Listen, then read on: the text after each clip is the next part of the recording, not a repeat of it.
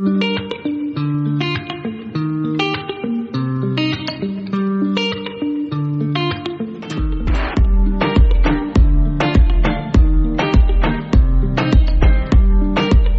name that has marked its presence in the hearts of hundreds and thousands of chicken lovers doesn't need any introduction. Well, even if you don't have a love for chicken, the inspirational story of Colonel Sanders will beg you to know more about him. This story is about a man who has been an excellent example of persistence, commitment, and determination. Today, we are going to talk about the founder of the most loved chicken brand in the world, KFC. And this is the success story of Colonel Harlan Sanders, as how this fast food icon followed an unlikely path to creating a multi-billion-dollar international company.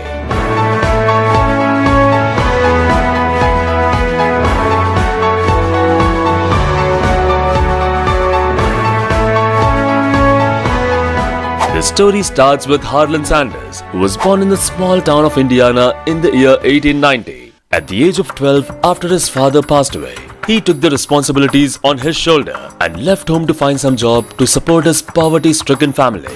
Later, his mom remarried when he was 12 years old. Because his new stepfather didn't like the boys around, Sanders' brother was sent to live with an aunt while he was sent to work on a farm about 80 miles away. Sanders soon realized that he would rather work all day than go to school, so he dropped out in the 7th grade.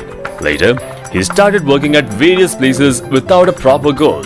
In addition to a stint in Cuba with the army, Sanders spent the first half of his life doing a series of odd jobs, including stoking the steam engines of trains throughout the South, selling insurance, selling tires, making lighting systems, and operating a ferry boat. However, the only skill that he possessed was cooking, that his mother had taught him from the age of 7.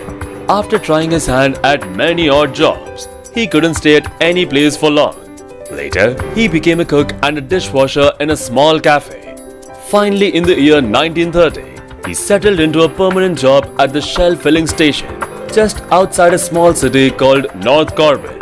In his free time, he used to cook dishes his mother had taught him and serve them in his studio house, which he had converted into a small eatery.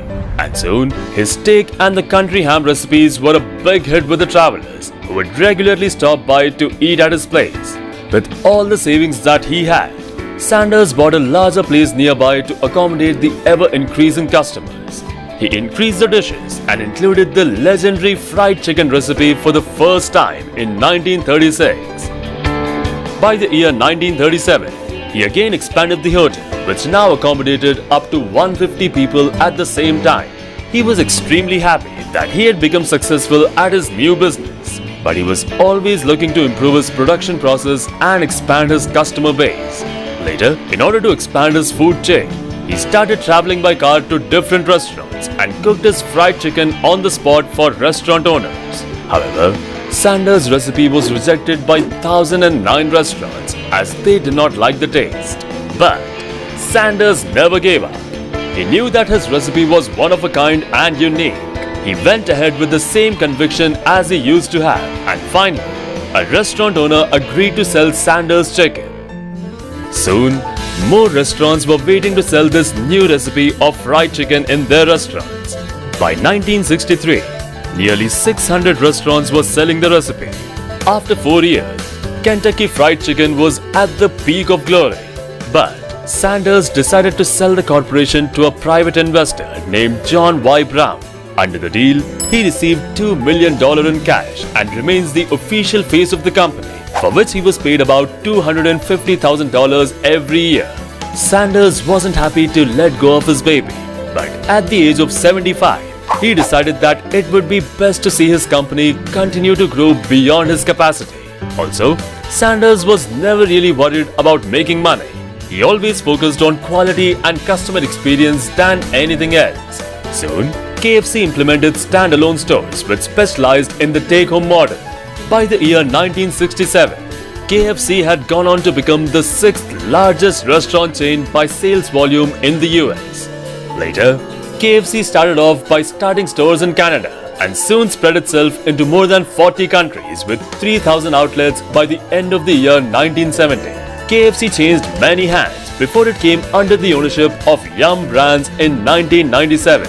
Soon, they added many more recipes into their menu, like desserts, sandwiches and drinks that would complement its best-selling fried chicken recipe. By the year 1991, their sales had doubled and reached an estimated $6.2 billion with a total of 8,500 outlets around the world. Well, that was just the beginning of expansion for KFC, as there was no stopping to this ever-growing company. Today, KFC is the second largest restaurant chain in the world. It has faced many ups and downs, but has remained a crowd favorite ever since its launch. With over 20,000 stores across 123 countries and with a revenue of over $23 billion, KFC today is one of the biggest brands in the world.